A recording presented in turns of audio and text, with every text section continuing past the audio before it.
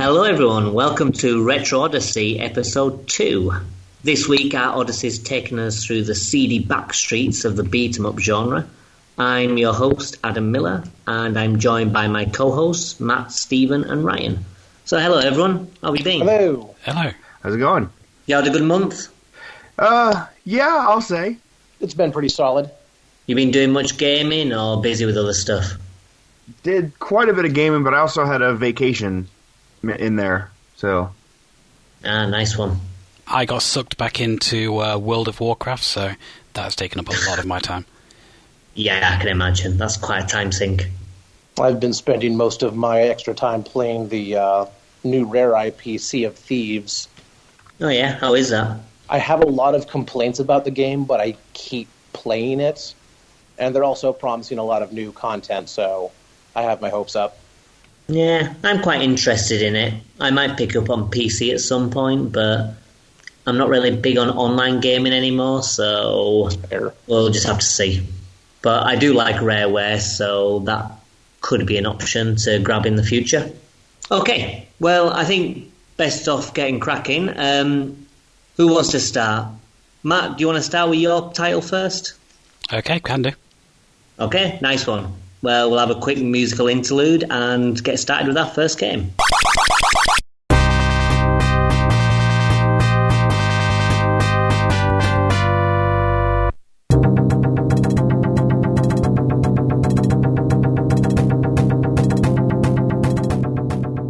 My choice this month is Golden Axe, which is, as I'm sure most people know, a side-scrolling beat-em-up. It is a fantasy game where you play as one of 3 characters, and you have to rescue the king and his daughter from the evil Death Adder. It's a game that I had on the Mega Drive when I was a kid. I had 3 games when I first picked up a Mega Drive. This, Altered Beast, and Sonic the Hedgehog. I played all 3, but I really, really didn't like Golden Axe at all. I just couldn't get into it. But Altered Beast and Sonic the Hedgehog, I played a shitload of. Loved both of them. Now, as I've gotten older and gone back to these games, quite a weird thing happened in that I went back to Altered Beast and I just could not get on with it at all. I just really disliked the game. I like the concept behind it, but didn't really like the game. And I went back to Golden Axe and found actually this game's pretty good. So my opinion completely flipped on that one. I don't know if that's just me getting older or my taste changing. I'm not entirely sure. But it's a fairly short game. You can complete it in under an hour. And as I said, you can pick one of 3 characters. You've got a warrior. Analog is called Axe Battler. You have a kind of mage, a battle mage character called Tyrus Flare. And you have a dwarf with an axe called Gilius Thunderhead. So, What did you guys think of the game? Well, first of all, who did you actually play as, out of interest? I played as Tyrus. Yeah, me too. I gave each of them a try, just to see, the various differences. Same. I also played the game all the way through 3 times with each character. Well, 1 time with each character to get the full experience. For some reason, I never really get on with Axe Battler. I find him quite boring to play as. So I normally default to Tyrus or occasionally Gilius. But to be honest, in terms of moveset, I find that Tyrus is the most interesting and kind of the best. Is that because she's got like really powerful magic attacks as well as the melee attacks? Well, I actually find her melee attacks better than her magic attacks, although the magic is quite cool. It's pretty easy to spam her flying kick on everything. Yeah. The only enemies I've found that that didn't work as well on is the guys with the really big swords. Because they just cut me down while I was doing flying kick, but I just pretty much went through the entire game just flying kick and everything. Well, she's actually got a good move as well, which is kind of like, if you've ever played DuckTales, she can do like a pogo stick kind of move with a sword. Yeah. And that works really well on the big guys. It doesn't work well on the little ones, though, because they just move. It's hard to gauge where you're going to land. Yeah. I found that the dwarf was by far the most broken character when it came to his melee because his I guess it would be his parry attack where you spin around and attack behind you. Yeah, he does like a little roll, doesn't he? He does a little roll and thrusts his axe really, really far out. It has stupid reach. You see, I always have difficulty trying to gauge that and always miss. I ended up spamming that for most of the game on my playthrough with him, and yeah, it was a little broken. I had fun, but it was a little broken. Yeah, I think playing as all of them, is kind of fun, to be honest. It's a pretty good game. The AI is completely dreadful, though. I find that most of the time I could take care of enemies by letting them kill themselves. So usually they do like a running leap and jump off the edge of the stage, or they just walk off a pit into nothingness just because of where I've stood. There's a few levels that you can just fly and kick them off the edge as well. But that just adds to the fun when you think about it. Maybe not them walking off, but throwing them off into bottomless pits is always a good time. And the environments are quite interesting as well. I mean, it starts off just like regular fantasy villages, but then later on you're like on the back of flying animals, and there are these towns just on the back of like eagles and stuff. Yeah, in one of the monologue sections in between, it's just like, oh, it turns out that this town that we just walked through was actually an eagle. Yeah. It's like, how do you not notice How did you not realize?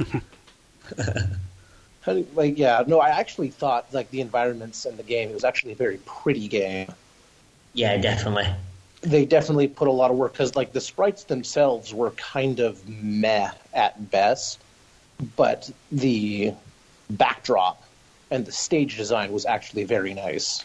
Yeah, the art direction is really good. From the design of the monsters to the design of the worlds and the characters, it's all pretty well done. You can tell in Golden Axe 2, which I also spun around and played, because I thought I'd played Golden Axe years before, but it turns out I'd played Golden Axe 2. So since I had access to that, I played that too. You can tell in Golden Axe 2 that they upped the sprite detail and then downed the backdrop, because they were still obviously on the same platform. Mm-hmm. So they balanced it out just a little bit better, so you got some prettier enemies and fighters. Yeah.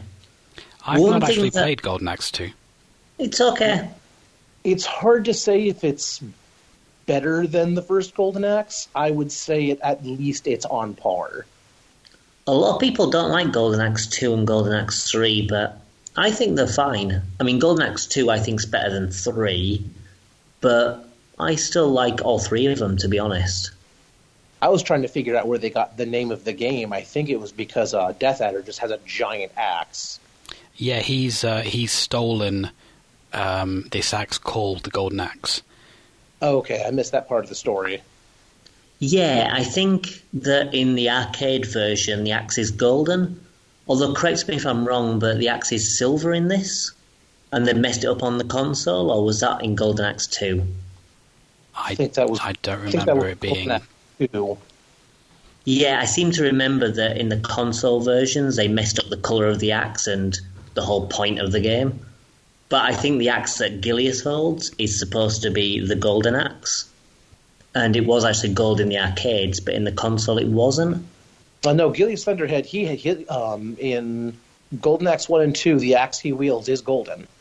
Is it? Yeah. Maybe it's the third one. I remember that one of the games, at least, they messed it up. That sounds about right. Yeah, I could just be completely wrong. I mean, on the cover art, his axe is actually silver. Oh, okay. Maybe that's where it is then. Yeah, possibly. Mm. But it's a bit of a weird mythology. I don't know whether these animals with cities on their back, I don't know whether they're quite close to the sun or something. Because one thing that always puzzled me is the choice of clothing that the main characters wear. They don't seem to be wearing proper clothing. Like, Axe Battler is just wearing a thong, and then Tyrus is wearing a bikini, so it must be pretty hot not to wear, like, proper armor. Well, I mean, Gilius is sitting there, and he's wearing a tunic, so...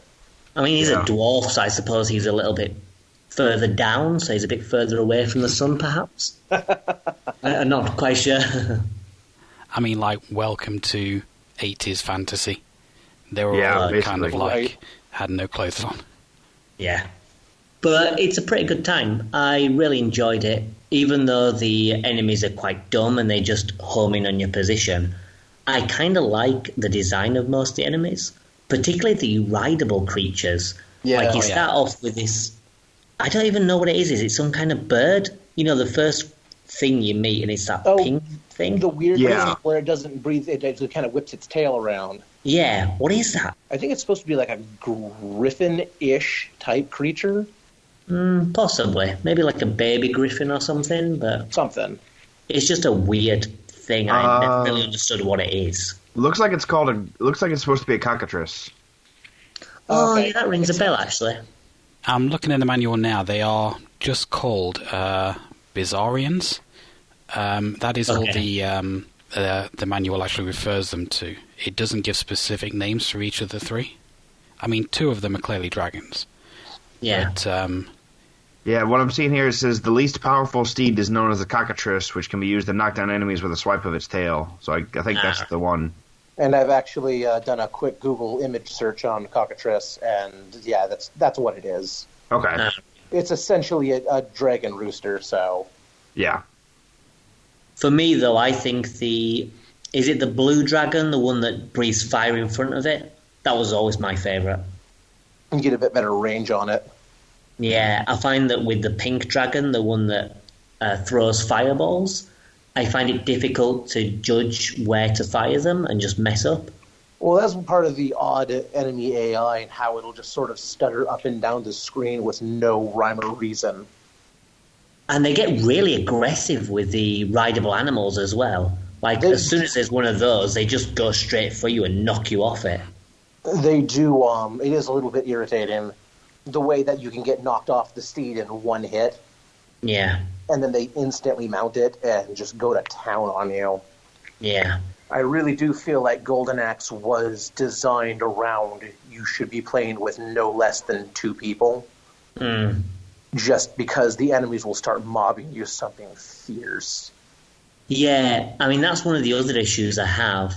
When the enemies start hitting you, they seem to put you into an unbreakable combo.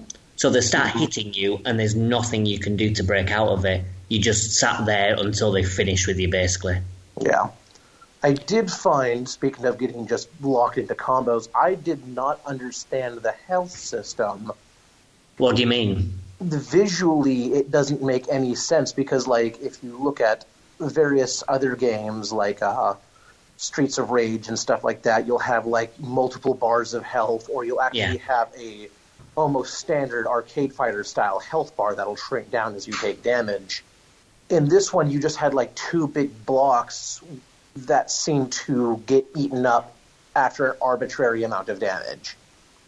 Yeah, I think it's just one of those games where you just beat them up until they're dead. Yeah, so it's like when you're taking it, you go, oh, I have 2 blocks of health right now.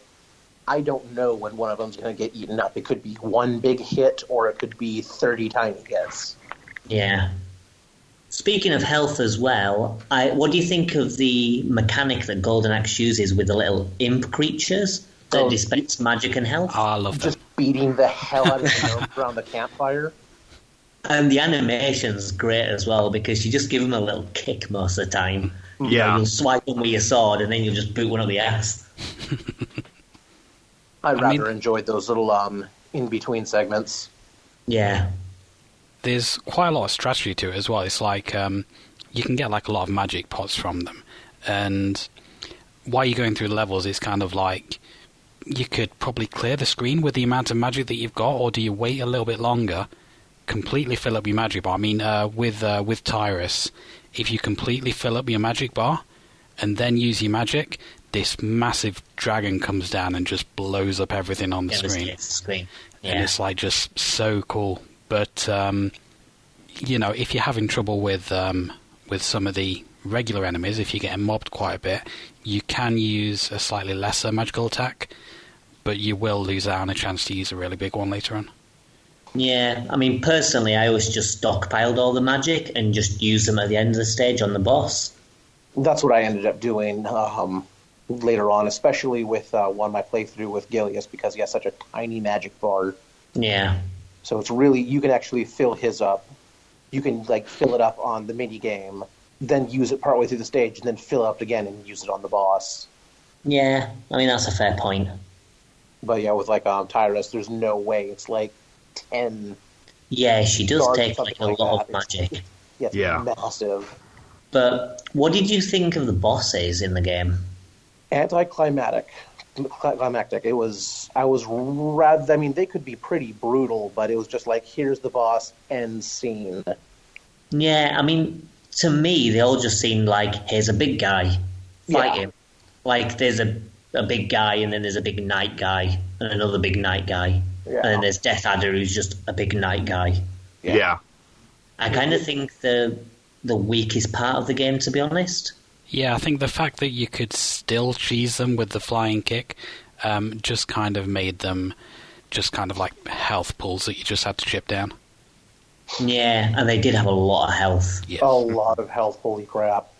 That's why I always save my magic till that point, just to take as much of it off as possible. Yeah, that makes sense. But all in all, I quite enjoyed Golden Axe. Well, I mean, yeah, I mean, no game goes without criticism, but I played through it 3 times and then played through Golden Axe 2 twice, so the games must be pretty solid if I just invest 2 hours. Yeah, I mean, the game is, well renowned for a reason. Like there is good to it. Yeah.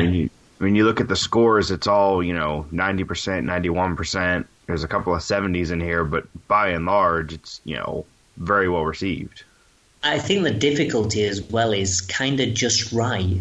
I mean, obviously it's a lot better with at least 2 people, but even when you're playing alone, it doesn't seem brutally difficult. But at the same time, it's not really easy. It Right. seems like they got just the right level for you to play through and enjoy it with a deal of challenge. I would say if you're playing as one player, you do kind of need the extra credits cheat. At least I did. Yeah, later on. See, the version I played, it was the Genesis version, but it also just had, I think it was just select fed you credits. Well, it was originally an And arcade game, wasn't it? maxed out. Yes. Yeah. Yeah. So that explains why it's just a credit eater. Throwing credits and you can get to the end. Yeah. In terms of pricing, if you want to buy Golden Axe on its own, you're probably looking at between £15 to £30. But the best way to pick it up really is to buy Mega Games 2, which has Golden Axe, Revenge of Shinobi, and one other game that I forget on the same cartridge, which tends to go for less than £10. So that Yeah, is it's the best Streets of option. Rage that comes with it. Oh, Streets of Rage, yeah. Or Yeah. it is also available on Steam through the Mega Drive Genesis collection. Yeah. Or on the console collections or... Yeah, Yes. the Ultimate Genesis Collection on PS3, the Genesis Collection on PS2. I actually have it on PSP through the Genesis Collection. There is an Xbox, I believe it is only Xbox Arcade. I don't think they came out with a physical edition for this, but it's just the Golden Axe collection, Yeah. Golden Axe 1 through 3, for Xbox 360, which is actually also currently on the Xbox Game Pass for anybody who has that. So, Yeah, and I mean, Yeah, I don't think it's Game an Pass, you expensive can game. download it. yeah, I mean, most things I'm seeing, you can get some version of this game for less than $10 over here. So Yeah. Yeah. Okay, nice one. Well, Stephen, do you want to go next? yeah, I can go next. Okay, we'll have a quick musical break and then we'll discuss your pick.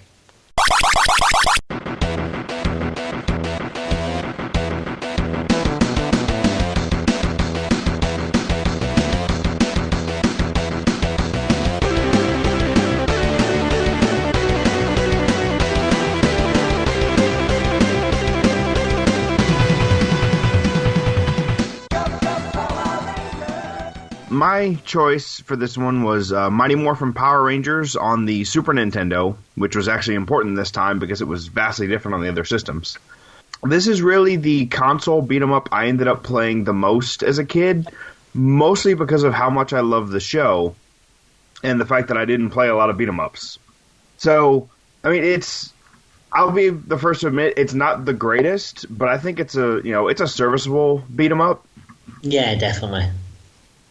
So it's basically you have I think 5 stages of Rangers and then 2 stages of Megazord battles. Yeah, that's right. And then there's also you can do codes to do Megazord battles 2-player. All right, I didn't know that. Yeah. I'm going to have to go back and do that then because I was unaware. Yeah, I mean, I've got the codes. I can give them to you. But yeah, there's you can put in a code and you have a two-person Megazord battle to basically just fight against each other. Do you both play as Megazords, or does one of you play as a monster? One of you play as the monster from the... it's basically just the monster fights from the story, but with 2 players instead of a player and an AI. That's really cool. That's cool. Yeah.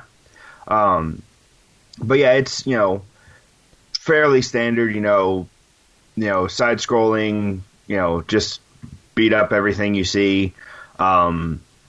Because of the source material, a lot of the basic enemies look, almost identical aside from color.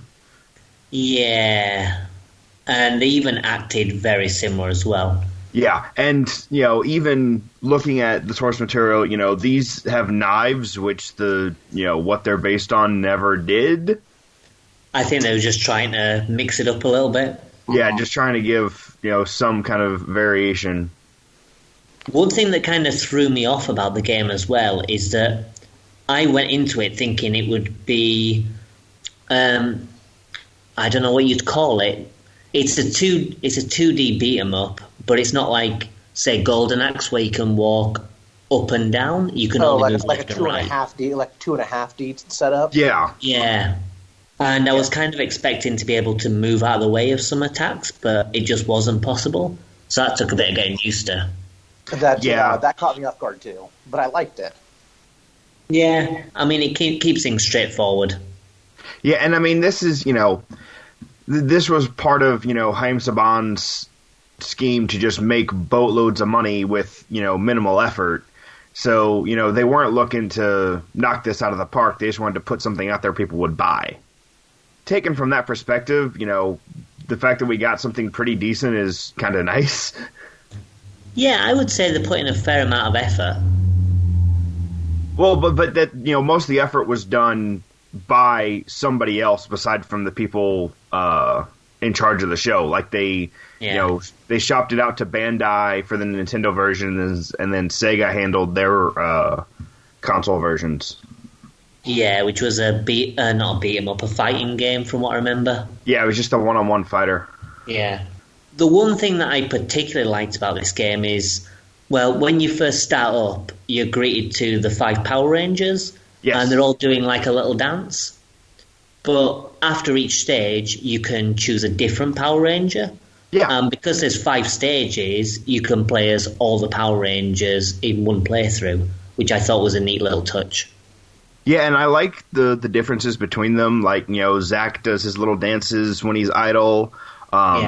It actually does do a good job of translating the difference in fighting style because, Kimberly and Billy are more gymnastic based, whereas Jason is more straight up martial arts. Yeah, like I found that the Black Ranger was quite cool because you do fighting combos and then he just jump on his back and do a little break dance kind of kick. I did feel they translated the characters into the game pretty well, which is very impressive on a 16-bit console like the N64, the Super Nintendo. Yeah. Where you can bring a character to life in a sprite like that. Yeah. And you kind of know, how they move. You're saying like just the idle animations and all that. But speaking of animation, real quick, can we talk about Billy's non-morphed walk animation? Oh, yeah. Which one was Billy? Billy? I know he was supposed to be kind of the nerdy tech guy. Billy was he Blue Ranger? Blue. Okay. Yeah, the Blue Ranger. Oh, yeah, I remember his walk, actually, yeah. Yeah, his pants must have been pulled up past his nipples for him to walk like that. I don't know. Yeah, his dungarees were awesome. Yeah, the overalls. I got a good giggle out of that, which is actually funny because he ended up being my favorite ranger in the game. So, Well, I quite like the Black Ranger and the Yellow Ranger. I thought was pretty cool. I didn't really have a preference. I just switched between them at random, to be honest. Mm-hmm. Yeah, I think the Red Ranger was probably my least favourite, but I thought all of them were kind of good in their own way. Yeah, and it's, I mean, you can get through the game with any of them. Yeah. Apart from the first section of each level, where you have to fight as the human form. yeah, That's a bit rough. Yeah. Is there a law reason for that? Why they can't just be Power Rangers straight away? Well, in the original incarnation of the show, they did a lot of unmorphed fights because, I mean, the actors for the Blue and the Pink Ranger were gymnastics. Like they weren't like stars or anything, but they were well versed in gymnastics. The Red and Yellow Rangers were martial artists. The Black Ranger was a dancer and martial artist. So they highlighted all of that in the show, and then when they'd morph, they'd have obviously the Japanese footage. Mm-hmm. But so this was just like translating that to where they'd have the unmorphed fight. And then, I mean, if you really get into it, the whole, one of the things they're told in the beginning is never escalate a battle unless you're forced to, which I guess you could say is why they don't morph immediately, because they don't need to until they see the big monster. Yeah. And it was kind of nice, too, as well, that because when the Power Rangers morph, they're supposed to get like 10 times stronger or something like that. They become genuine superheroes at that point. Yes. Yeah, you do feel the transition, because you get like all your health back. I thought it was very nice that they gave you all your health back, and you started kicking way more ass. They threw harder enemies at you, but like the regular mobs were just one hits at that point. Yeah. Yeah. And the Power Rangers tune plays as soon as you morph. That was really pretty cool. Too. I want to know how much space, because in the beginning on the splash screen where it's running, Saban's Power Rangers, Mighty Morphin Power Rangers, there's actually some pretty crisp audio for the Super Nintendo. Yeah, it's pretty. So maybe sometime I'll go and find some information that was data mined and just see how much of the cartridge that audio took up. Yeah, because I mean, this was 1994, so they still had a few years left in the SNES lifespan. Yeah. Really? So it was quite an early SNES title? Yeah. All right. I didn't think it would be, to be honest, because It doesn't as you show. say, like the audio's really good, and it even looks really good too. Mm-hmm. Yeah, it plays well. But there are some very, very, very silly design choices, I think, in the game. The fact that you get put to the start of the level if you die. Yeah. I don't see why they give you 2 lives per continue, because losing a life and losing a continue is exactly the same punishment. Yeah. I thought that was it was just frustrating when you get sent all the way back. Especially on the later stages. Like stages 3, 4, and 5 are just... Even stage 2, when you're doing all of the platforming, I found stage 2 to be the most frustrating one. You're doing all that crazy platform past the objects that you can't destroy, like all the saws and shit like that. Mm. You can destroy them. You can, yeah. You can just look Yeah, down you and... destroy most of them. Yeah. And then the thing that got me originally with that was not knowing I could wall jump the first time I played it. Right. So you get to that one point where you can't get up without it. Yeah, it's just a little bit too high, isn't it? That took me a while. Yeah, and as, being, 5 or 6 the first time I played it, I didn't get past that point. Yeah, I mean, it could have done a better job in showing that off, but I think it's one of those things that now it's a little bit easier with experience in these kind of games, thinking maybe I can jump off this wall. Yeah. Yeah, and that's definitely part of it. Yeah, I definitely think the stage designs are a bit iffy. Like stage 3 in the water was probably my least favourite level. Yeah, that just was because not... there's a lot of swimming and you can't do anything. Yeah, it was strange that they can fight you in the water, but you can't fight them. Yeah, I found that really, really annoying. but stage 3 was nowhere near as bad as stage 5. That killed me. That killed my thumbs. I didn't find stage 5 too bad. I thought there was some parts in it that were a bit annoying, but I had a rougher time with stage 3 and stage 4 just because I wasn't a pro of the game by that point. But at stage 5, I was kind of familiar with how to deal with all the bullshit, so I had an easier time. I think the main thing that really messed me up in stage 5 is that thing that goes across the top of the screen and shoots like a load of missiles. And I could not avoid them whatsoever. So it ended up with me getting to the boss with not a huge amount of health. And then dying and having to go back. It is a really, really difficult boss. And I found it very frustrating. I didn't find the boss was that difficult. The big problem is that he has a lot of health. So it didn't take me long to learn his pattern, but all it takes is just for like one shot from him to whittle down your health. Yeah. And he does a lot of whittling down. I couldn't work out his pattern at all. He just seemed to do them at random for me. Yeah, I say I didn't find him to be too bad, the ninja dude. To be honest, I actually thought the bosses in the game were probably the strongest part. Like, the first one in particular I found to be very fun. The skeleton dude with the club. Yeah. I enjoyed because that. you beat him up and then he just loses body parts. It was humorous, for sure. I found that all the bosses kind of fell prey to, they have set attacks, but they don't have set patterns or cues. Yeah. You just have to get that split second of animation as it's, starting to, like when this, in the first level, he does 2 attacks. Yeah. Where he does like the little jab and shoots the little beam. And there's not really any time to react. You just kind of have to understand how frequently he attacks and make sure that there's enough space between you and him so you can react appropriately. Yeah. Same with the rest of them, where you just kind of had to know, you didn't know what attack was going to happen, you just kind of had to know generally when it was going to happen. Yeah. Because in a lot of other games, the bosses actually have, if you're right in their face, they'll start beating the hell out of you after a couple moments. But when you're away, they usually have some sort of signature special attack. And they have a wind-up for it, so you know when to move. Like if they do like a flying body press, you know you need to move. But you have plenty of time to see it happening and get out of the way. Yeah. And that was not the case here. But I still thought it was pretty good. I had a lot of fun with the bosses, even like on the stages I didn't like stage 3, for example. Stage 3, I hated the level, but I love the boss. That weird kind of thing that's made of eyes or whatever it is. Oh yeah, that was quite a fun boss. Yeah.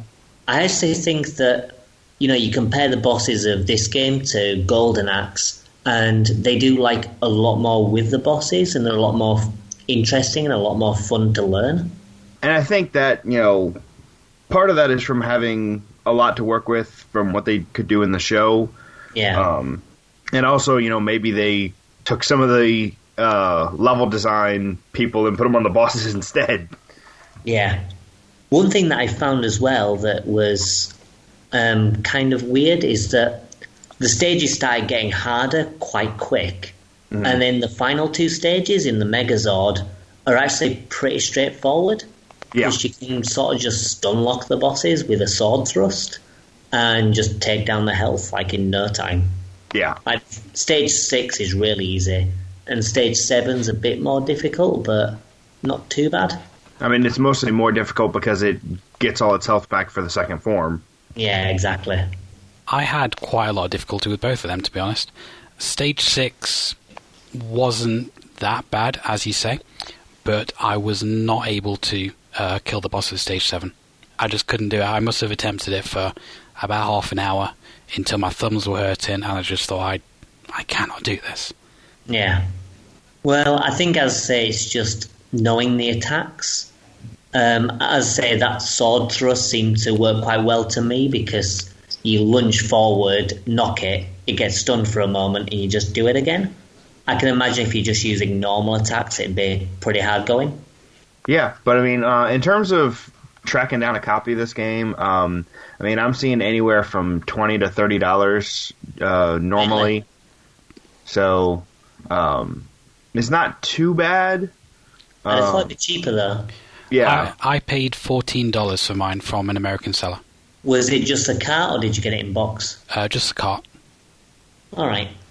yeah. So I mean, That's not too bad, but yeah, and there's there's other places you can find it. But yeah, I'm seeing about $20 is the average of what I'm seeing. yeah. All right, fair enough. I wouldn't say that's too terrible. No. Yeah, I mean, it's not a very expensive price, but it's probably more than I'd want to pay for it. Yeah, I mean, I think the main thing driving the price up now is the age. Yeah.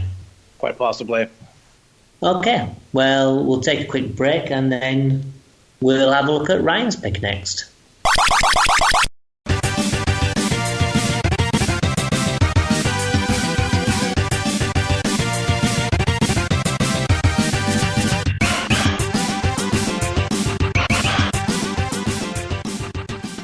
My pick for this category was Teenage Mutant Ninja Turtles 4, Turtles in Time.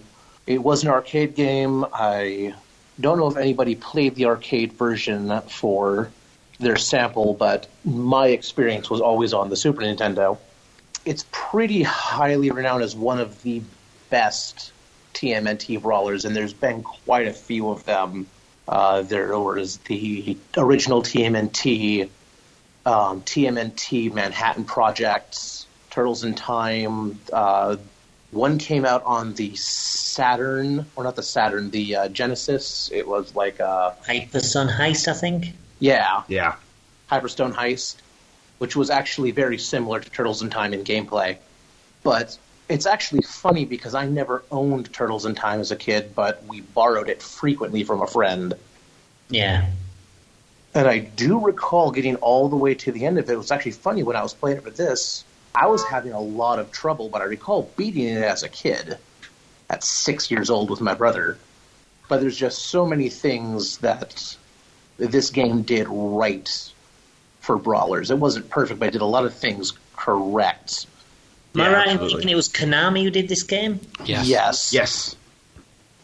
I think Konami actually handled all of the TMNT games. I think they still have the rights to them. Yeah. They did a remake of this a while back, didn't they? Yeah, it was 2009 looks like. Oh God, it was that long ago? I thought it was Yeah. sooner than that. Yeah, I thought it was a lot sooner. Turtles in Time reshelled. That wasn't great. There was something off about the remake. Yeah, I remember playing a bit of Reshelled with a friend once. I think we played through maybe the first stage and maybe a bit of the second, but I didn't think much of it at the time. Reshelled wasn't one of the better renditions. Really, none of the newer Turtles games have been that great because they've had like Out of the Shadows, and then there was another one recently too. They're brawlers, but they're not like anything fantastic. You have to go back to the classic beat 'em ups Yeah. to really get the true experience. I think that's the case with a lot of beat-em-ups anyway. I think a lot of the newer ones are a bit kind of iffy. I mean, there's stuff like Scott Pilgrim that did it well, but normally most of the best brawlers are the old ones. There's one on I think it's on Xbox and PlayStation 3. Charlie Murder's a lot of fun, but that's one of the few yeah. of a modern brawler that's actually good. Like, yeah, most of them don't stack up to Golden Axe and Streets of Rage and things like that. Streets of Rage Final Fight. Yeah. So, but yeah, I feel that Turtles in Time is a solid example. I very much enjoy the art style of the game. Personally. When did it come out? 1992 looks like. So was that an early SNES title? That was Yeah. way early. Yeah, because the SNES was released in Really? 90 or 91. Yeah. That really surprises me because not only does it look great, but it's got some cracking audio. It's got like a lot of voice samples, and they're done really well. Yeah, I thought this one was fantastic. Yeah. I can't really comment on the SNES version because I played the arcade version, but from what I understand, they are fairly similar graphically. Yeah. The arcade version's a little bit cleaner, but and brighter. It's a little bit cleaner, a little bit brighter, but overall, I mean, they're pretty much the same. The biggest difference between the two is that the arcade version supports 4 people. Yeah. Yeah, and I think the other difference is that some of the things were added to the SNES, like the Technodrome and new enemies. Yeah, I heard that they changed the surfing level a bit, and the Technodrome isn't in the arcade version. Yeah. That's an interesting level. I did find it weird that even though the multi-tap was a thing, the Turtles in Time didn't support the multi-tap. Right. Maybe it was more of a performance thing. Maybe with 4 people. I was actually thinking about that, and that's all I can come up with is that it got sluggish with too many turtles because it wasn't, it wasn't an entire arcade box. Right. Yeah, it does seem like the game's pushing the SNES to its limits, so that could very well be the reason. What did you all think about some of the inconsistencies and difficulty in the game? Because it does fail there pretty hard. I think it's a little bit too difficult.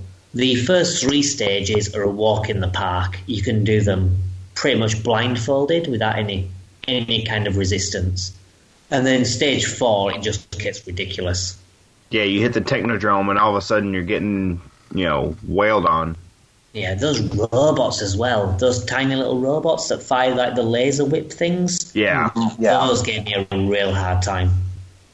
Without having played the Technodrome level on the arcade version, I found the only level that I found really, really difficult was level 3, which is the sewer level. Because there are mines on the floor, which are really, really difficult to avoid. There are vines or something coming down from the ceiling, which, again, are really difficult to avoid. And weird yellow monsters jumping all over the place that are also really difficult to avoid. So there's a fun story behind those monsters, and it's actually funny. I was playing this a while back. I used to have on VHS, as a wee child, the episode of TMNT where they introduced the yellow monsters. They put them on pizzas, and then the heat of the pizza hatches the egg, and then the monster eats the pizza, and it grows up because it needs the food, and then they're fighting the turtles. What? And they look suspiciously like the xenomorphs from Alien. That's what I thought. I just thought they were yellow xenomorphs. That's basically all they are. But when I saw those in the game, I'm like, wait a minute, I remember all this. But there was only 3 of them. There's 20 here. Yeah, on the SNES version, the surfing bit, you just take out enemies. And then there's a bit with mines on the floor, which isn't too difficult. No, because there are only a handful of rows. Yeah. And then you've got the pizza monsters, but to be honest, there are only a few of them, and then it's the boss. Yeah, I mean, they made it easier in the SNES version and then made it a bonus stage. Yeah, because there were 2 riding bonus stages. There was this one, which was easy, and there was one later on where you're on a hoverboard or something, which I thought was even easier. Essentially the hoverboards from Back to the Future. Yeah. That was a really weird level because it was just so easy. Even the boss, I don't know if it was a glitch or something, but I was at the top of the screen and he couldn't hit me. I could hit him, but he wasn't, hitting me with any attacks. I'll have to go back and try that. Yeah, I was literally just at the top of the screen, and even though I wasn't in line with him, I was still landing attacks, and all his attacks were missing. Sounds excessively convenient. I'm going to go try that later. I guess the reason that the arcade version is harder is just because they want more money off you, really. Oh, yeah, definitely. I ended up needing 25 credits to get through the game, which at 50p a go back in the arcades, back when it was popular, that would have been £12.50 to finish the one game. Yeah, damn. Well, I know you played the arcade version, so you will be able to comment on this, but I really want to talk about that Stage 4 boss. It's a bit of a pain, but I really like the idea. Because when you're fighting enemies, there's a move where when you're close to them, you throw them towards the screen, and they basically splat against the screen. And this boss, that's the only way you can take him down. So it's Shredder in a machine trying to shoot. Yeah, he has like little grabby claws that reach out and snatch you up. Yeah, and you've got to throw these ninjas towards the screen at him. I thought it was a really neat idea. I had a lot of difficulty with him, but it was cool.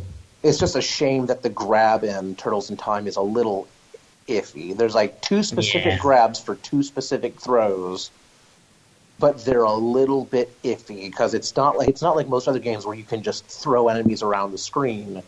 They have to be. It seems like they have to be within. It's part of a combo. Yeah, they have to be, or they have to be within a kill. They have to be in kill range. Yeah. So honestly, I find some of the controls to be a bit iffy in general with the game. Like you say, the throw is a bit dodgy, particularly for that one boss. But I also don't like the running mechanic because you walk and then after maybe a second or so, you start doing a little run.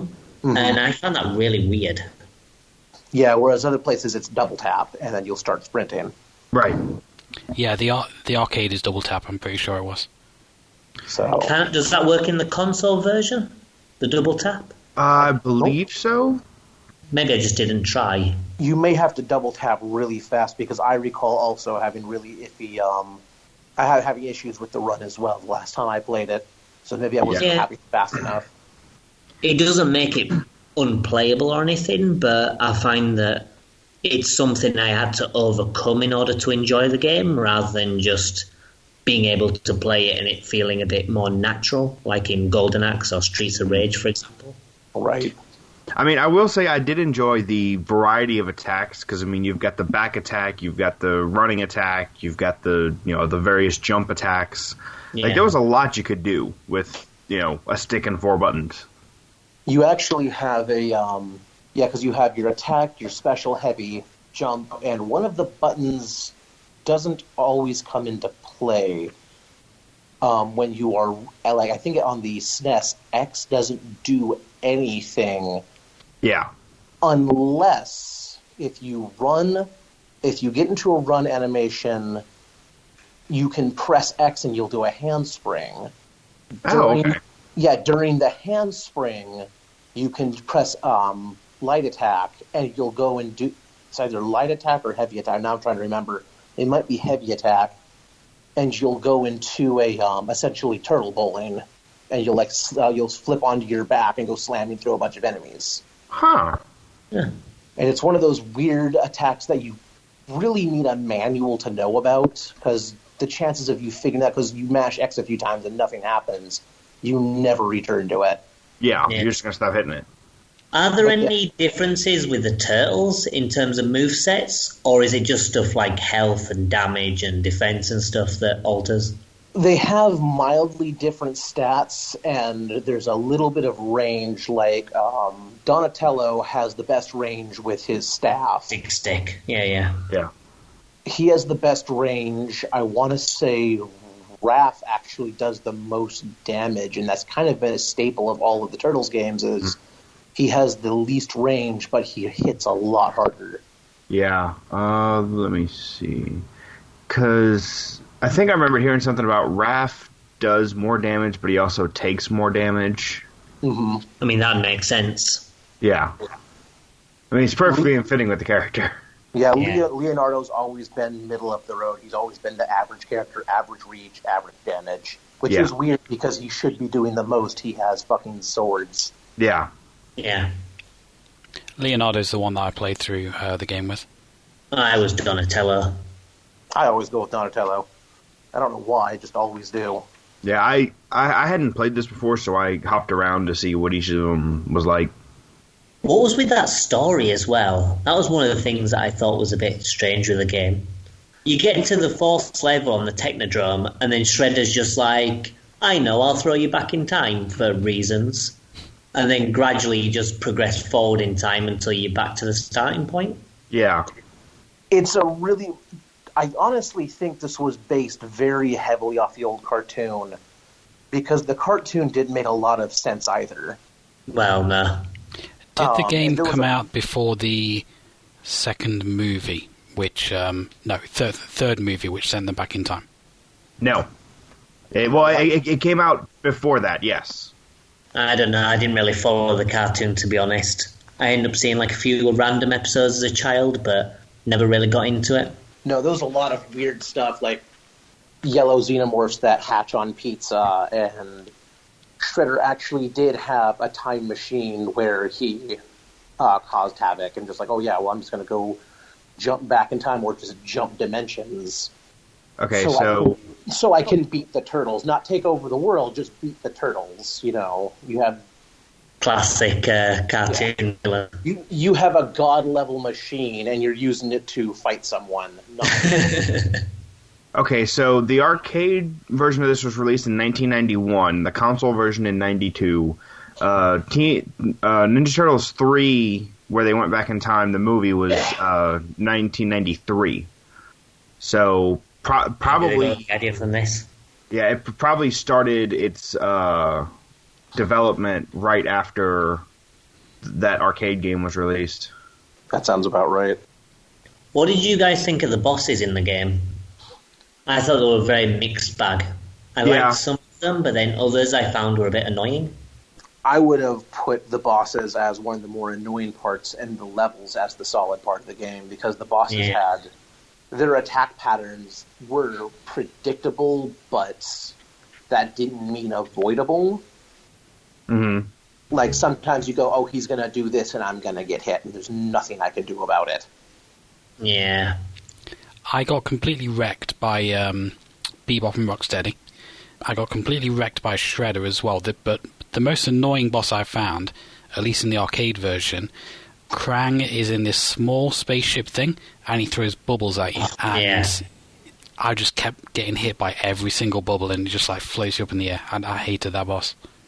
You see, I didn't get hit by him like very much, but I just found him really difficult to land hits on. So I was jumping about like an idiot trying to land hits on him, and I just always miss. And that's kind of all you can do against Krang, is just flying kicks all day long, and it doesn't really deal that much damage either. It doesn't. He's a damage sponge. Yeah. And then on the flip side, the final boss, I don't know whether it's the console version, but I found Shredder to be a bit of a pushover. He just kept doing this one attack where he flung flames against the floor, and then after he did that, I would just walk up to his level, punch him for a bit, and then it would repeat. I think he used like some kind of Hadouken attack once, but most of the time he just flung fire against the floor, and I just kind of walked it. Yeah, that's it's actually very reminiscent of the Battletoads final boss, the Dark Queen. She'll kind of float around and spin with like a kind of a cyclone thing, and then I think she has an attack where she throws something at you, but all you have to do is wait for her to stop and throw something, and you can just do infinite headbutts, and she dies immediately. And the final boss, you're just sitting there going, that was a little underwhelming. Yeah. I think the only boss I enjoyed was the one on the train level, which was the crocodile dude. I found that quite fun. What was his name? Is it Cayman Jack? Yeah, it could be. Sounds familiar. Was he the one with the gun? I think so. He would fire shots at you, and then he'd scuttle across the floor to the other side. Yeah. Might not be Cayman Jack. I'm trying to figure out.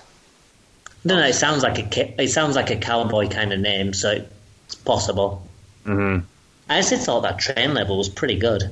Like, a lot of the Foot Clan soldiers would be wearing like cowboy outfits, and they just rip them off before they start fighting you. Oh yeah, it was like a neat little touch. Yeah, no, the train level, I don't know why, but the music in the game was good. That track was really good, and I think I liked the stage the best because it felt the most unique going to the train cars and across the train. Yeah. But as Adam, you pointed out previous that you really liked the pirate ship as well. Yeah, the pirate ship was cool. I didn't like Bebop and Rocksteady, but I like the pirate ship theme, and I like the little planks in the floor as well, where if you step on a certain point, it'll come up and just hit you in the face. Mm-hmm. I managed to get hit by every single one of them. I think I just got hit once. But I think the hardest point in the game for me, like the big spike, was, is it the stage 5 boss? The one that looks like one of the turtles? Yeah, that's And he's the Mecha Turtle. could be. He looks like an evil version of a turtle, and he's got a massive sword. And he was really rough to beat. I think that's Chrome Dome? No, Chrome Dome's the Shredder-looking one. Yeah. I don't know. Quickly Google it. Yeah, overall, what do you guys think of just in general of the game? I was going to say, I really liked it. I mean, the gameplay felt really solid. As a fan of Turtles, it was nice to see all the, referential characters and everything. Yeah, it was pretty good. I mean, I'd say I wasn't a fan or anything of the cartoon. I remember liking Shredder and Krang, but not really caring much about the cartoon. But I thought the aesthetic of the game was really good. The different locations were quite varied and interesting, and I had a good time with it. The difficulty I thought was a bit much at times, and I thought it kind of spoiled it. I think it would definitely be a better time if you're playing with another person. Oh, I'm sure. Oh, by the way, Slash. That was the name of the guy. Yeah, I literally just came across that. For me, it's probably one of my favourite beat-em-ups of all time. I would have picked it for this episode if you hadn't already picked it. I played it quite a lot in the arcades when I was a kid, and I fell in love with it. If I could have one arcade cabinet, then it would be Turtles in Time. Fair enough. It is a good game.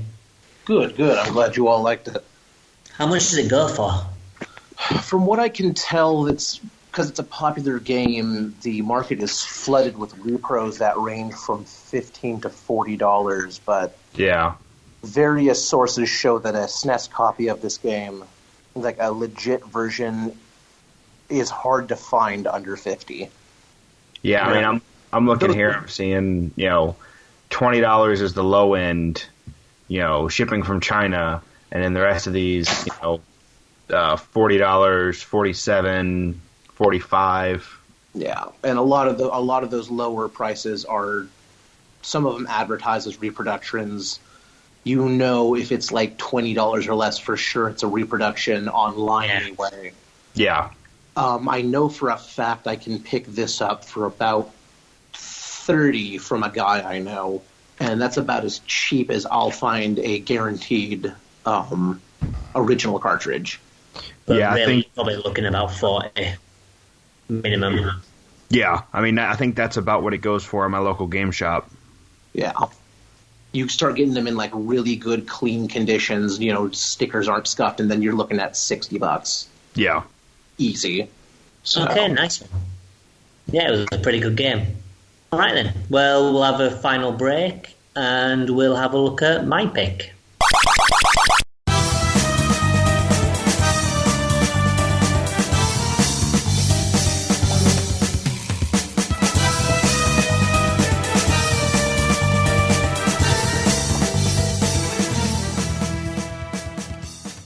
Okay, so my pick is Die Hard Arcade. It was originally released in the arcades in 1996 by AM1, and it got a port to the Saturn in 1997. In Japan, it was known as Dynamite Decker, and it was released in the West as Die Hard Arcade because they thought it looked a lot like the Die Hard film. Now, you star as John McClane in the English version, and you need to save the president's daughter. They're in like a big tower block, and they're trying to break into a bank, from what I remember, in this skyscraper. The plot doesn't really make much sense. There's a bank vault, there's the president's daughter who's kidnapped for some reason, and you just fight your way through to try and save them. And that's about all the plot there is. Basically, it's just an excuse for you to go around beating up loads of stupid enemies. And it's one of the better ones that I played in the arcades. I mean, between this and the sequel, Dynamite Cop, I dumped a ton of quarters into these games in the arcades. These are the ones I played the most, in general. Yeah, it's a fantastic game. I can understand it being quite popular in the arcade. for me, it kind of feels like a 3D version of the Streets of Rage series because you go around, you've got a variety of attacks, and you're beating up really weird enemies. Yeah. Like you end up fighting like a Mexican wrestler at one point, and there's some kind of martial artist who jumps out of a toilet. You get like the super firefighter. Yeah, you've got like a firefighter at the end who's like twice the size of you for some reason. It's just a stupid game. Yeah, a lot of the enemies didn't really make much sense. It's like, why is a fire truck and policemen and all that after you? Yeah, and if it's supposed to be Die Hard, how come, like, I think it's the second level where these mechanical spiders just burst out of nowhere in a computer room and start fighting you? Yeah. Do you think I remember that from the film? I didn't get to play the game due to just continual errors with MAME trying to get it to work properly, and I would have emulated a Sega Saturn, but there really aren't any decent Saturn emulators that at least my computer can handle. It's a very difficult console to emulate. I believe the PlayStation 2 version did get a Japanese release, but it may have only been digital only. I'm not really too sure about the PS2 version. But from what I could tell from the game, it looks like an absolute riot, and it makes no sense. Yeah, I mean, I think the game kind of loves the silliness of it, because one of the first things you do is you fight like a couple of rooms of bad guys, and then you're running down a corridor, and there's a quick time event that says punch or kick. And, like, for example, if you hit kick, he does a flying kick, just this guy in the face, and then carries on running like nothing's happened. And the thing I loved about those was, they did that thing where, whether you miss or hit, it'll do that thing where it shows the scene over and over again 3 times in, like, slow motion. Yeah. So you get, like, success, success, success. And there's like one bit as well where you're running past a train and there's this woman and she doesn't even look like a bad guy. And you press punch and you basically just clothesline her. Yeah. And then, as you say, it repeats it a few times in slow motion, just knocking out this woman for no reason. With her pigtails and pink shirt. Yeah. It's just ridiculous, but I love it. Her shirt has like a duck on it? I don't know, possibly. It has like a yellow rubber ducky on it. It won't surprise me. Like, this game is just stupid. Like, one of the early weapons that you get early on is this huge missile launcher, which is, I think it's like an anti-aircraft gun or something, because it's bigger than him, and he's lifting this above his head and firing out these huge rockets. Yeah, which you think that would be a one-hit kill, but the enemies can just take it in the face and, like, carry on. And just get up again like nothing's happened, yeah. But it does add a fair bit of charm to it, though. I like the very end fight, from what I saw, the best, because, again, it just was even more ridiculous than everything before.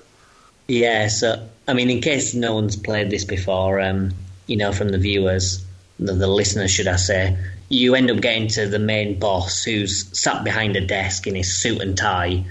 And then as soon as he sees you, he just flips forward over the desk and rips off his shirt and starts fighting you. And then later on, he suddenly pulls out these 2 huge swords and fights you on the rooftop. He's got some kind of backpack on.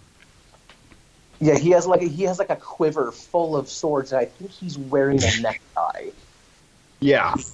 It's just stupid, and I don't remember that happening at the end of Die Hard either, to be honest. No, I did. I just watched it not that long ago, and I don't recall that. Yeah. Maybe my version was a little bit different because I played the Japanese version, and in the one I played, the entire first phase he was in his suit, and then it wasn't until the second phase where you go out on the roof and suddenly he's like half naked with you're right. The swords out. Actually, I don't think he takes off his shirt until the rooftop. So you find him in the office, and he's kicking your ass there, and then it's the rooftop where he pulls out the swords and takes his shirt off. Yeah. It's in his office where, like, I think he's got some kind of remote control that opens up the walls and they shoot out at you. Yeah, chunks Right? of It's walls like shoot out cabinets at and you. a desk and stuff, and a couch. Yeah, and there are like a set of golf clubs in the corner which are completely useless because you can't even get to them without him kicking your ass. Yeah, and then he's doing like Hurricane Ranas and stuff. That was one of the things I found it. I found it humorous that our hero is pulling off like shoryukens and tatsumakis and things like that. I remember Bruce Willis doing that in the movie. Yeah. I remember him getting a machine gun and making sure everybody knew it. Yeah, I mean, it's really weird because the game has quite a few attacks, but I kind of just resorted to a couple of them.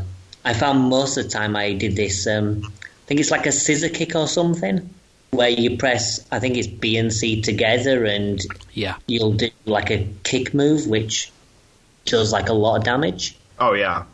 And then if you've got a gun, you can actually arrest a lot of the enemies just by putting them into a grab and pressing B. And that's pretty much like an instant kill for them. Yeah. Yeah, doesn't matter where their health is. It was looking like if you can get the arrest, they're done. Yeah, I mean, even like some of the sub-bosses can be taken down like that as well. Yeah. Not obviously the big ones, but like the normal-sized ones, like the woman you fight in the fountain. She can be arrested. Also, why does the fountain explode when you're done? Yeah. Well, I think that's someone shooting a rocket at you. Oh, okay. I just noticed. I was just like suddenly the fountain explodes. It's like press jump. I think it's someone firing a rocket at you because after the fountain bit, don't you fight the football player, the American football player? It's the wrestler after the fountain, I believe. Yeah. Yeah. Honestly, I remember fighting some guy in. I think the only thing they got, accurate to the movie was that he loses clothing as he goes through the game. Right. Yeah. By the way, did anyone ever play this in 2 players, either for the podcast or in the past? Yes, in the past I've played this 2-player. Did you ever get to the end? No, never made it. Well, I don't know if you've ever played Double Dragon, but the end of the game is pretty much like that. So you beat the main guy, Wolf or whatever his name is, and then the president's daughter wants you to work for her, but she only wants one of you to work for her. So you end up fighting each other until one of you is dead. Oh, it's one of those. Yeah, so it's pretty much like the end of Double Dragon. Oh, okay. Because, that's how we figured out as death matches. Yeah, Well, exactly. obviously. It's not like, you can do it, you can go work for it, it's fine. I'm happy working by myself. It's no, I'm going to kill you just to work for the president's daughter. It makes a lot of sense. Although Yeah. wasn't it in Double Dragon, at least it was like a betrayal thing, I believe. Yeah, I think it was more of a thing for... Yeah, it was a betrayal to get your girlfriend or something. Yeah. And I think she loved both of you, so I suppose that made a bit more sense. So who played it on Saturn then? I did. Yeah. Did you end up playing the deep scan mode that came with it? I did, yeah. I played the deep scan mode to get about 20-odd credits, which I definitely needed. And it is actually quite a fun little minigame. Yeah, I didn't really get how to do it at first, but once you get used to it, it's a really fun little game. I saw in the playthrough that I watched them play Deep Scan for about probably a solid 8 minutes. And was that like a previous, like an older arcade game that they just... Yeah. Deep Scan was actually, I think it came out in the 70s, but it was a Sega arcade game. Okay. But yeah, it's pretty neat. So you just control like a little submarine. You avoid these missiles that come up to the surface, and you try and like use these bombs to take out other ships. Yeah, then torpedo all of the submarines below you, yeah. Yeah, it's pretty neat. I mean, it's a bit of a shame that you have to do that, before you start if you want a chance of finishing the game. Right. Yeah. But, I mean, it only takes like 5 minutes to rack up like 20 continues or whatever once you've got the hang of it, so it's not too bad. I found the one thing I found interesting and also kind of useless was the fact that you can acquire double health bars in the game. Oh, yeah, because you can get the health pickups and they can extend it. Yeah. Yeah, that was one of the things I found strange about the game. I was going to bring that up actually. The when the enemies, the bosses, have double health bars, there seems to be an amount of health that you have to do to them before the bars start going down, which seems very, very strange. It's really weird. It's almost like there's 3 health bars, but they only were able to fit 2. So it's kind of like going back to Golden Axe, where you're not really sure how many hits are needed, because everyone's got like a standardized health bar, but the boss characters, they take like a lot more damage before you reach that normal health bar. Yeah. And it's a little bit weird. Because you would have thought that it would be percentage-based.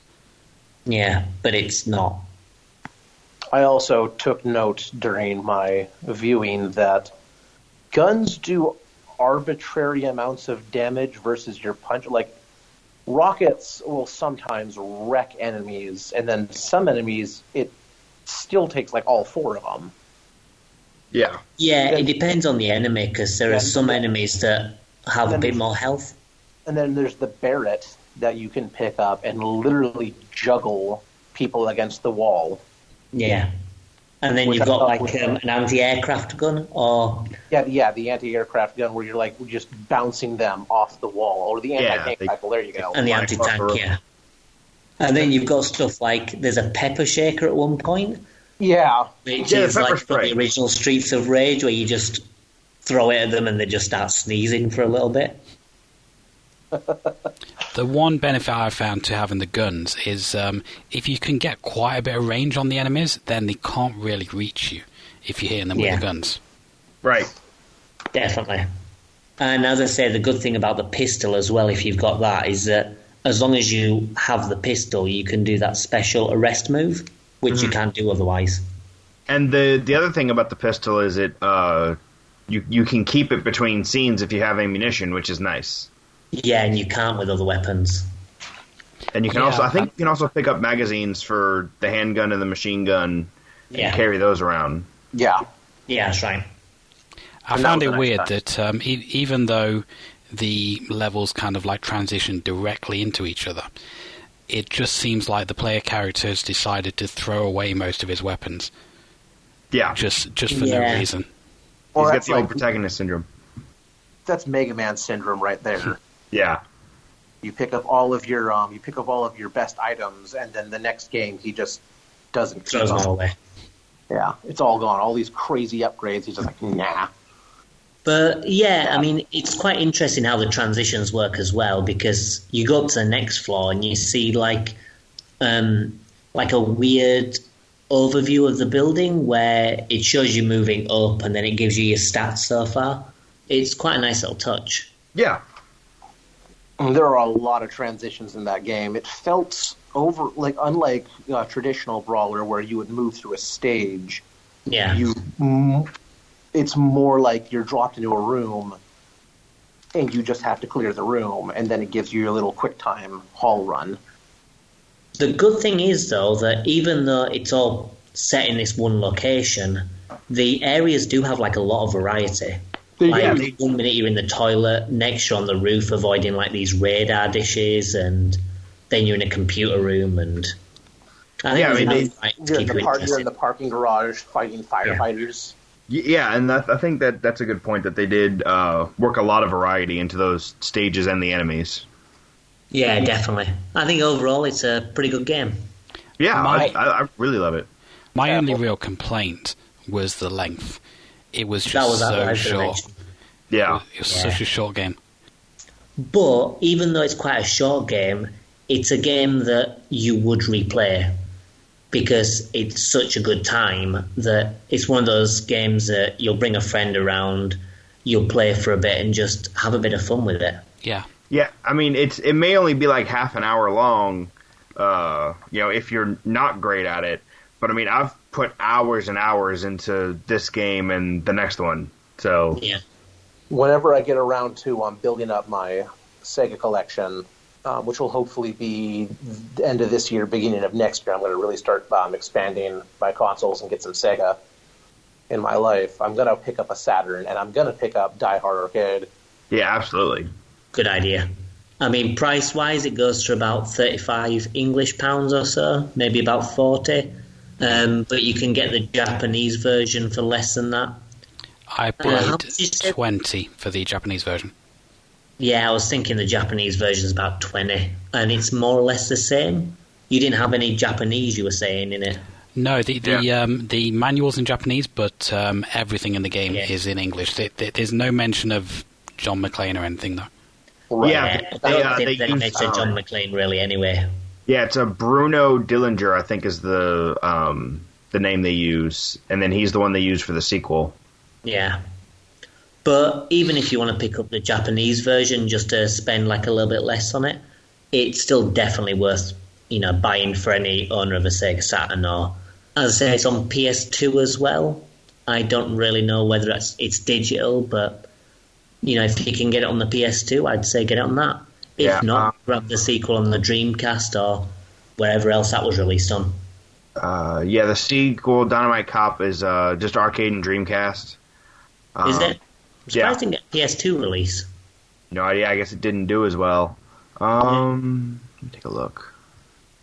Yeah, and then according to this, there's a PlayStation Network version of Die Hard Arcade in Japan. All right. But that's... Well, I don't know how that works, whether people without a Japanese console can get access to it. Yeah, that's the whole thing. If not, you should be picking up a Sega Saturn anyway, because it's a damn good console. Yeah, it's a fantastic system. Yeah. Right, so we'll take a quick break, and then we'll discuss which one was our favourite. Right, so we've discussed 4 titles. We had Die Hard Arcade, Golden Axe, Turtles in Time, and Mighty Morphin Power Rangers. Which one did you think was the best? Obviously not using your own pick. Which was your favourite? I'm going to have to say that, the funny part is I didn't play it, but Die Hard Arcade has to be my favorite. Just because it was so absurd. I've seen games and gone, I would like to play that. But I rarely ever see gameplay and go, oh my god, I need to play this. I'm really mad that I wasn't able to get it working. Yeah, Die Hard Arcade was definitely my favorite. I mean, and it's also, I played a lot of it, well before this. So, it's always been one of my favorites. My favorite is probably Turtles in Time, though I will say if Die Hard Arcade had been about twice the length that it currently is, then I would probably choose that. It was just a little bit too short for me. That's fair enough. Yeah. For me, I'd choose Die Hard Arcade if it wasn't for it being my own pick. But otherwise, I'd probably go with Golden Axe. I really like Turtles in Time, but for me, I just love the music in Golden Axe. I love, the action of it, and I love basically just everything about the game, apart from the bosses. It's just a classic game, and rightly so. Yeah, it's still a well-designed game. It's held up very well. Right, okay. Well, we have one final thing. I have a quiz in store for you guys. Okay. It's going to be a little bit of a music quiz. What I've done is I've taken some title music from various different games, from pre-8-bit to 32-bit. You're going to listen to a brief clip, and you just need to tell me what game it is. So we'll take a quick break, and then we'll get cracking on that.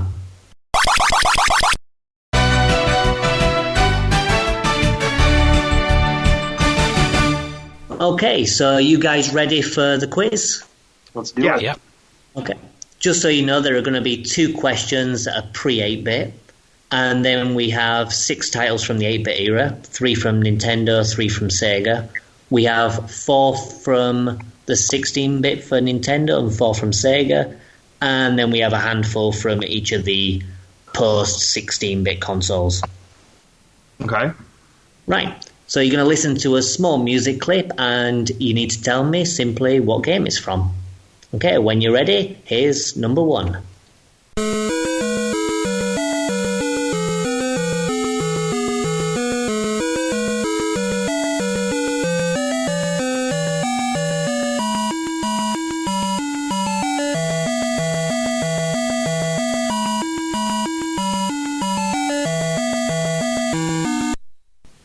Okay, so we'll start with Matt. Any ideas? I haven't got a clue. It's very good. I like it a lot, but I haven't got a clue what that is. Fair enough. What about Ryan? Do you have any ideas? It sounds vaguely familiar, but I know for a fact I haven't played the game with that music. Okay. What about you, Stephen? Nope, not a clue. Nope. Fair enough. It's quite a famous game. I'm surprised none of you got it. It's Arkanoid. Ah. Okay. It's Yeah, a game that surprisingly, we'll I actually probably haven't cover in the played future, I Arkanoid. think.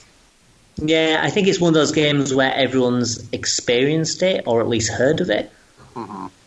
But the music is probably one of those things that is probably something that maybe you've heard, but you're not able to place. Yeah. Fair enough. Well, I'm sure that you'll have better luck with question 2. So when you're ready, have a listen. Right, Stephen, any idea? I know I've played the game, and I'm gonna kick myself. You are going to kick yourself. It's not Dig Dug, is it? Nope. Matt, do you have a clue? It is Horace Goes Skiing. And Ryan? Okay, yeah. I knew I recognized that because we just played that Yeah. not too long ago. Did you know the answer before or not? I knew it was insane. I couldn't remember quite what it was, but I knew it was one of the ZX Spectrum games. Yeah. Well, we actually all played it relatively recently as well. Yeah. And we used the sound clip in our podcast. So I'm surprised that more of you didn't get it. Yeah, I completely spaced on it. No worries. Well, question 3, we move into the 8-bit era. The first 3 are Sega titles, so you're going to be thinking about games from the Master System. So when you're ready, listen to question 3.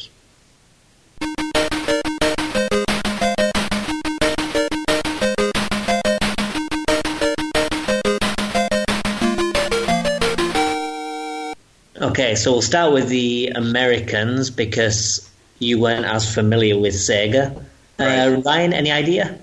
Not a clue. I never played any Master System games. Okay, what about you, Stephen? And unless it's something I found in a compilation later, I don't think I've played any either. It's a quite good music. I like it. Matt? It's not one I've played, I'm afraid. I do not recognise that at all. Really? I'm quite surprised. The game in question is Wonder Boy. Oh, Which- I own it as well. Yeah. Well, the original Wonder Boy as well, they remade into Adventure Island for the Nintendo, but I think maybe had different music.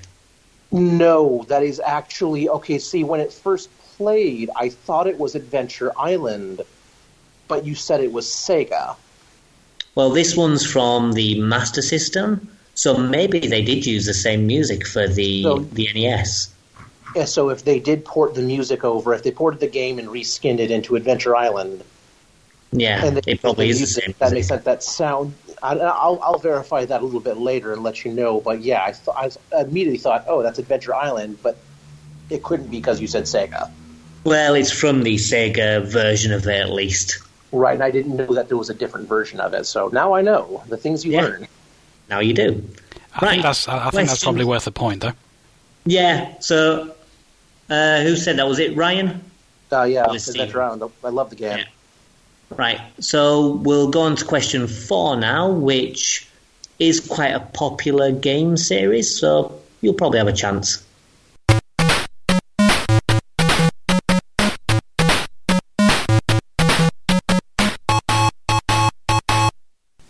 Okay, Matt, any ideas? Not a clue. Really? Yeah. What about you, Stephen? No, I've not heard this before. Ryan? Same, I've never heard that before. Well, it's actually from a Sega mascot, the very first Sega mascot. Do you know who the first Sega mascot was? It was Opa Opa from the Fantasy Zone series. Yep, and that's what game it's from. It's from Fantasy Zone. That's Okay. That's another one I should know because it's another game that I own. Yeah, but you didn't say it, so you don't get the point, I'm afraid. Well. The final game you should all definitely get because It's such an iconic title. So when you're ready, listen to question 5.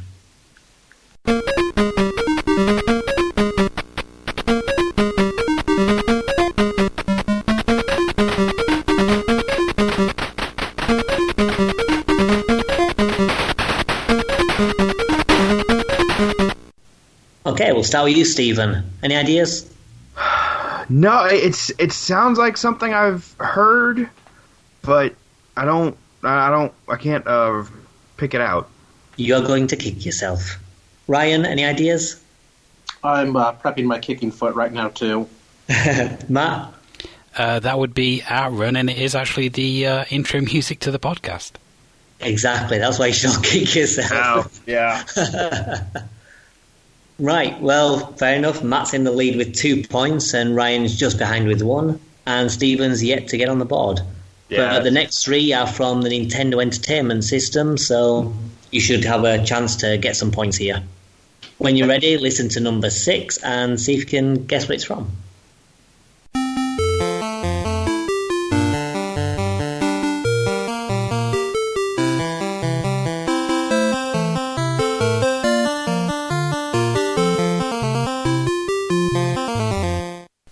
Matt, we'll start with you. Bubble Bobble. Okay. Ryan? It's Donkey Kong. And Stephen? Yeah, it sounds like Donkey Kong Country, but you said this was 8-bit, so now I'm not sure. Alright, so what is your guess going to be? I guess just a Donkey Kong game that was on the NES? It's the original Donkey Kong. Okay. Stephen and Ryan, you both get a point. Wow, I was way off. Yeah, well, never mind. Well, I suppose it's still sort of a puzzly game, maybe. Right, question 7.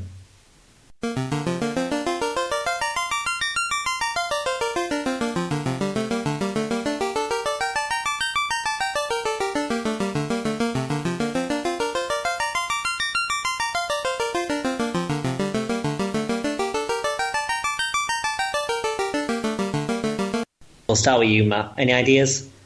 Never heard that before in my life. Oh, Really? wow. Stephen? That is the original Final Fantasy. That's And Ryan? That is Final Fantasy. I heard about 2 seconds, and I knew Yeah. what it was. Yeah, I have a microphone muted so you couldn't hear my laugh, but yeah. Yep, it's the original Final Fantasy. You guys are right again. So now Ryan's taken the lead with 3 points and on a final NES game. This one is a very popular game, although it's a terrible game, but you should all get it, I hope. So when you're ready, question 8.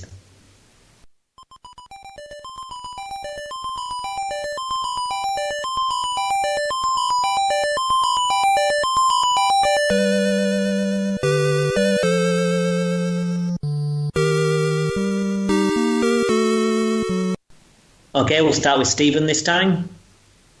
I want to say Zelda 2, but I'm not 100% confident in that. Okay, do you have any other ideas, or are you sticking with Zelda 2? I'm going to stick with that as my answer. Okay, Matt?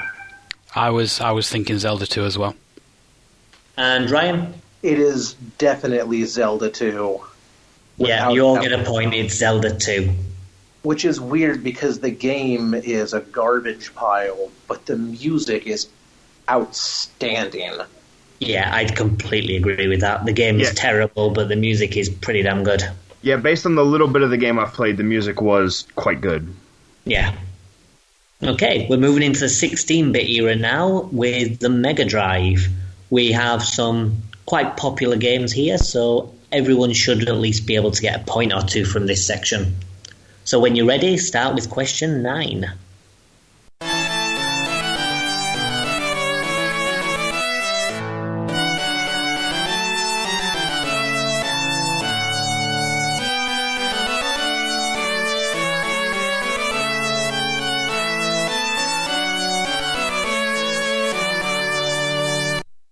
Okay, Ryan, any ideas?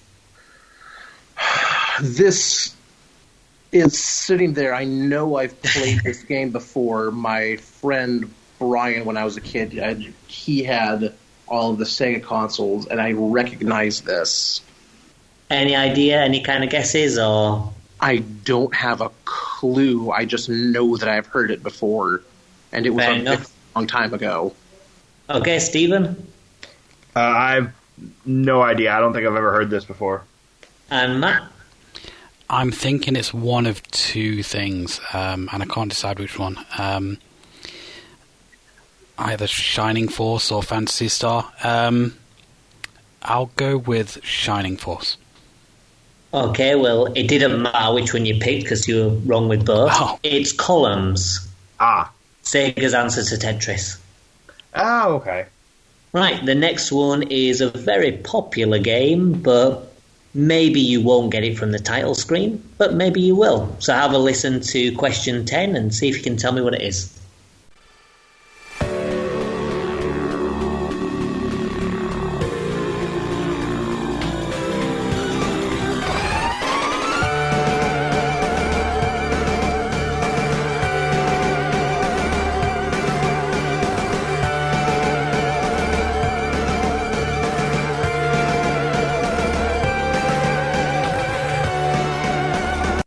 Okay, Stephen, any ideas?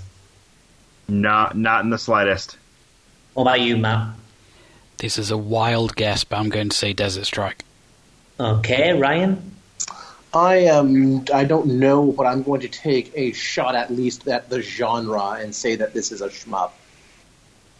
You're actually all very wrong. It's Gunstar Heroes. Ah, okay. It's not quite a shmup, it's more of a run and gun, but it's still a classic. The next game, I hope that every single one of you get. So when you're ready, listen to question 11.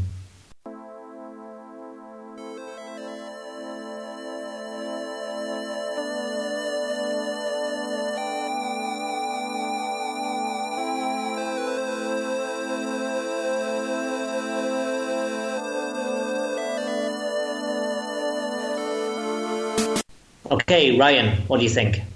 I do not know. For some reason, the clip was very quiet and hard to hear, but I'm going to blame my overall lack of Sega knowledge and experience on this one. Okay, Stephen, any ideas? No.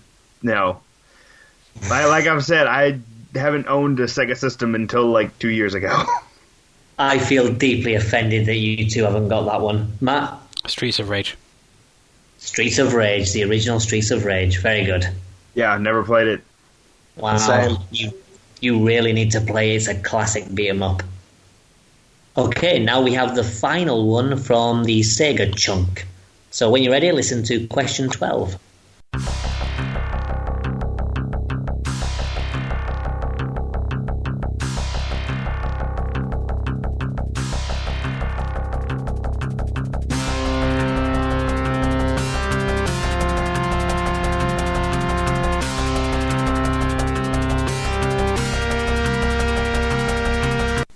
Okay, Matt, any ideas?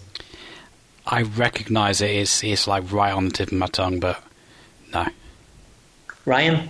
I'm going to take a shot in the dark because it does sound familiar. That's not Vector Man, is it? Okay, Stephen? I'm stumped with this one because I feel like I've heard a remixed version of this, but I can't place what this is. It's actually Jungle Strike. Huh, okay. Yeah, quite a popular game on the Mega Drive back in the day. And I thought Matt would get it because you actually guessed Desert Strike for one of the other ones. Yeah, I Jungle Strike is another one that I own as well. I clearly don't play my Mega Drive enough. You're letting us Clearly all you don't. down. Right, the next block is the Super Nintendo block, and at the moment Matt and Ryan are leading with 4 points, but Stephen, you're right behind with 3, so there's plenty of chance to claw it back.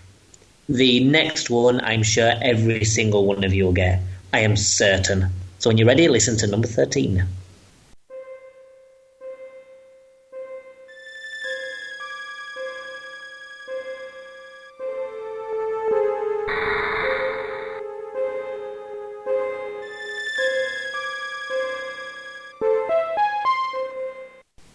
Okay, we'll start with you, Matt. What do you think? I'm going to have to disappoint you here and say I do not know. Oof. Stephen? I I don't know. Like, I feel like I recognize it, but I can't. I have no idea. Ryan? You're all a bunch of failures. It's the opening to Super Metroid. That's why I haven't gotten to that one yet. Oh, you really need to.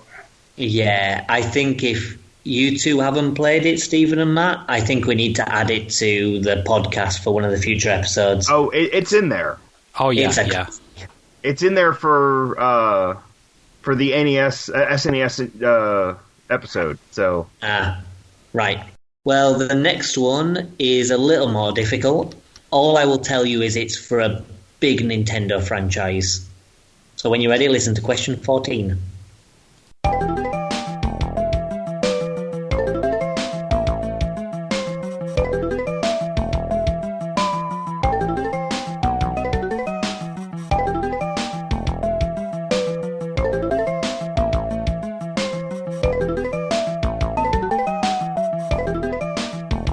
Okay, Stephen, any ideas? there are some sounds they use in Mario in there. So I'm going to just throw Super Mario RPG out and hope. Okay, Ryan? It sounds, if it's a title screen theme, I don't know if these are all title screen themes or just iconic themes. Yeah, the titles are opening themes. So they're all opening themes? They're either opening or title themes, so they're at the start of the game. Well, and that throws my option. It kind of sounded like a sub-area, possibly from Yoshi's Island. But if it's only openings, then I know that's not right, and I don't know. Okay. Matt, any ideas? Not a clue, I'm afraid.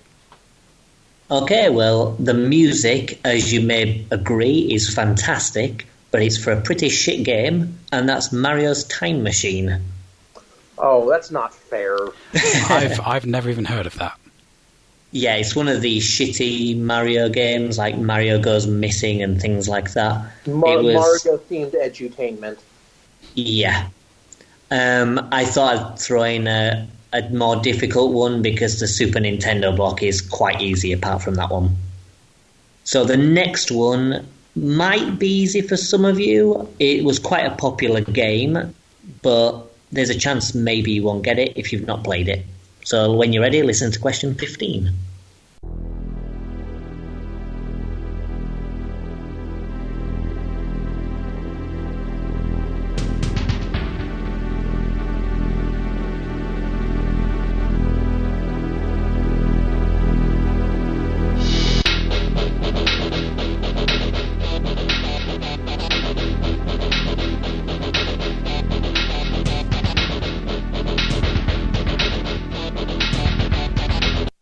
Matt, any ideas? I am so frustrated right now because I know that music and I know it well, but I just cannot think of the title. Any guesses? Oh, God. Super Nintendo? Yeah. I've played it. It's one of the games on the SNES Mini, isn't it? No idea. No, it's not. Oh, is it not? No, I couldn't. I couldn't even guess. I know the game. I've played the game, but right now my mind is a blank. Okay, Ryan, any ideas? It's Killer Instinct. Oh, of course it is. Okay, Stephen? Yeah, that's Killer Instinct. Okay, I kind of thought that maybe you'd get that one. Right, the final one you should all be able to get, I hope. So when you're ready, listen to number 16.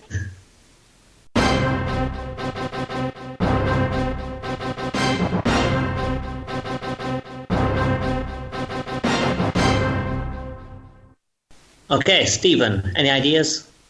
Very familiar, but I'm not placing it. Okay, Ryan? It sounds like like the opening for a Rare game. Okay. Can you make it more specific? Well, like literally, it sounds like almost like during the Rare badge icon on a game. But I know it's not Donkey Kong Country because it's that one was a little different. Okay, Matt? Again, it's one that I know, but I just can't think of it right now. It's Star Fox. Oh, of course it is. Oh. Well, hey, I was right. It's Rareware. I thought you'd all get that. That was when I had Super Nintendo when I was a kid. That was the pack-in game, and I played that so much. Yeah, I've only You played the should've original once. Right. The next block is 32-bit and beyond. So we have one game from various different systems. We have the PS2, the Dreamcast, the GameCube, the N64, the Xbox, and of course the glorious Saturn. Okay. Okay, so start with question 17 when you're ready.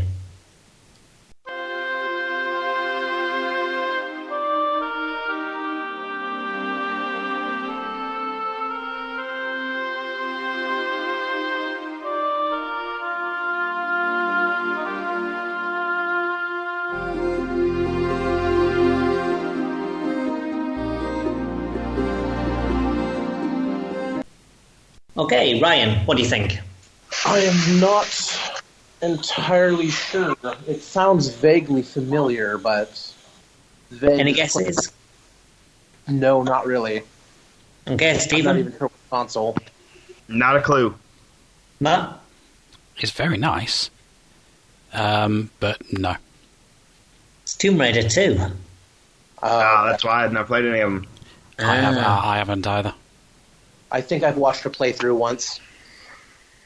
Fair enough. I thought maybe more of you would get that, but seemingly not. I just got my first PlayStation last year, so... Okay. Well, when you're ready, listen to question 18, see if you have better luck with that one.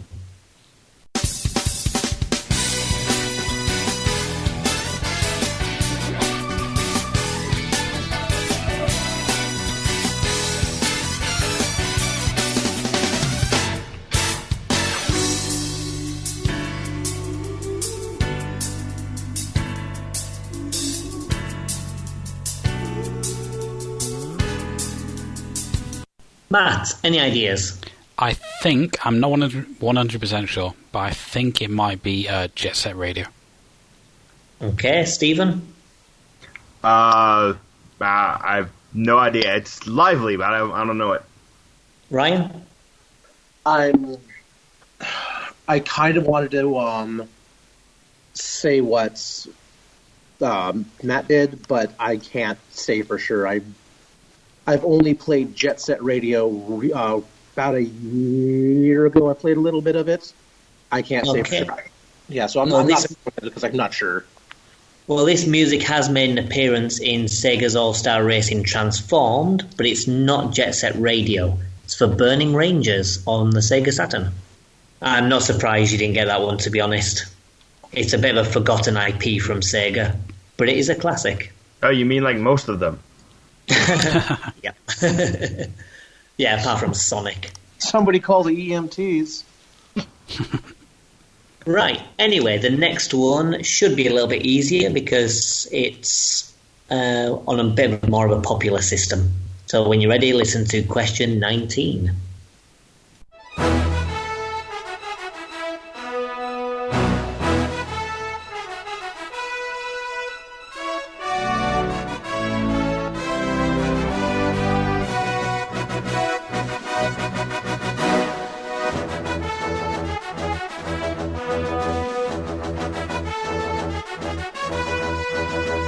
Okay, Matt, what do you think? It's familiar, but I can't place it. Stephen? I have no idea. Ryan? I'm going to kick myself when you tell me what this is because I know it. I know exactly what it is, but it's not there. I know what it is, though. Well, because none of you have a clue, then I'll give you a slight hint. It's a Rareware title. Anyone got an idea? No. That means if it's a Rareware title, that means it's a 64 title. Or a GameCube title. Right, or a GameCube title. But that sounds like an N64 era. Any ideas? I'm going to throw out Diddy Kong Racing, but I'm pretty sure that's wrong. No. And you are correct. It is wrong. It's Jet Force Gemini. Okay. Right, the next one I hope you should all be able to get. It's not a game that I particularly enjoy, but it's quite a famous game. So when you're ready, try question 20.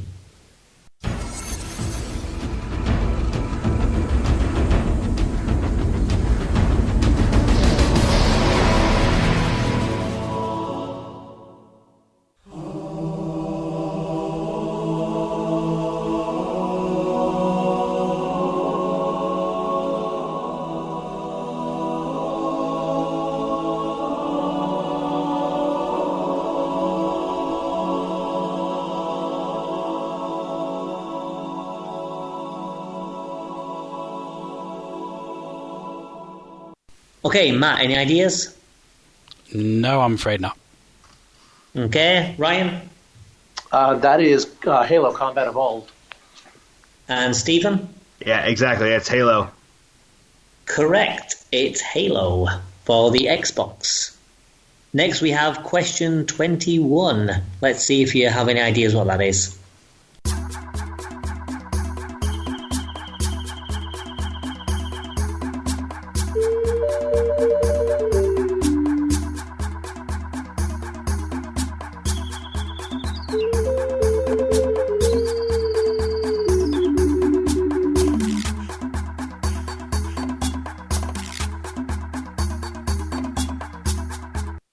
Okay, Matt, what do you think?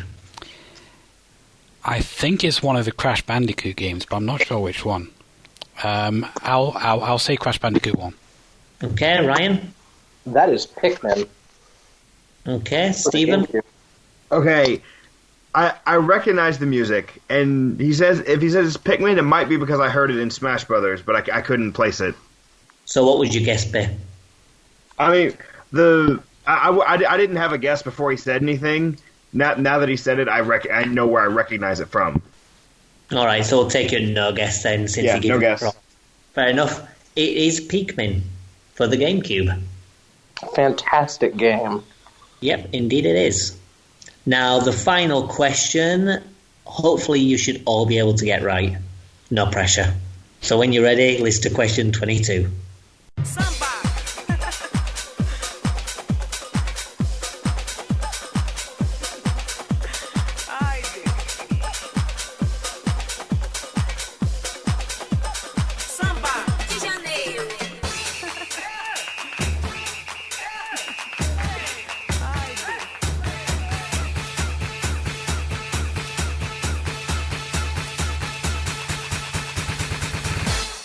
Okay, Stephen, any ideas? I'm going to say Samba de Amigo. Matt? Yes, Samba de Amigo. Ryan? No clue. I've never played this game before, so... Okay, it's Samba de Amigo. Okay, so tying up the scores, even though he got off to an early lead, in the last place we have Matt with 5 points. In second place we have Stephen with 6 points. And blazing ahead, we have Ryan with 8 points. So well done, Ryan. Nice. Well done. And your prize is that in 2 months' time, we're going to do your console exclusive episode. So your favourite console, we're going to choose 4 picks from that one for you. What was your console? Pick the N64. In 2 months' time, we'll be doing an N64 special. But the next time, our topic is going to be guilty pleasures. These are games that aren't particularly seen as good games, but we still enjoy them. So hopefully you tune in next time, and it's goodbye from me, and it's goodbye from Matt, Steve, and Ryan. Goodbye. Goodbye. Take care.